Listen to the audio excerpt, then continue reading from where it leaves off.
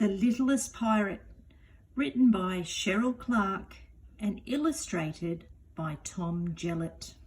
Chapter 1. Chapter 1. Nicholas Nosh, the littlest pirate in the world, wasn't allowed to go to sea. "You're too small," said his dad. "When you're bigger, you can go," said his mum. His older brother and sister just laughed. They all boarded their ship, the Pig's Breakfast. "Be good," shouted his dad. "Eat your broccoli," said his mum, and they sailed away to capture treasure. Nicholas was left at home with his babysitter, Greta. Greta was very tall, with long black plaits. Nicholas barely came up to her knees. Sometimes he climbed up her plaits. It was like climbing the ropes on a ship. Greta loved to cook. She especially loved puddings.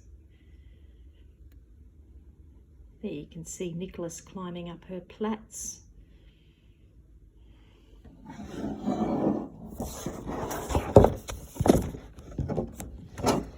So she loved to cook puddings and sweets, but sometimes her cooking was a disaster. Her cakes sank or her scones were as hard as rocks. The spare pirate crew left behind didn't care.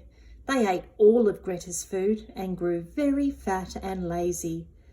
They were also supposed to be mending the spare ship, the Golden Heart, which had big wormholes in the hull. Nicholas was bored. He'd practiced with his cutlass and axe and read his favourite book again, The Biggest, Nastiest Pirates of All Time. He'd played with all the treasure in the treasure room, but it wasn't the same as capturing it. He was so bored that he decided to run away and join another pirate ship. "I'll show them," he said. There he is. The cutlass is the sword. Let me point to the sword. There's the sword there. That's the cutlass. Nicholas packed his cutlass and axe and pulled on his best leather boots.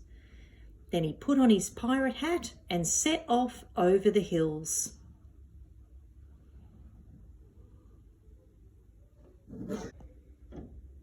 And that's the end of Chapter 1. Chapter 1 is finished.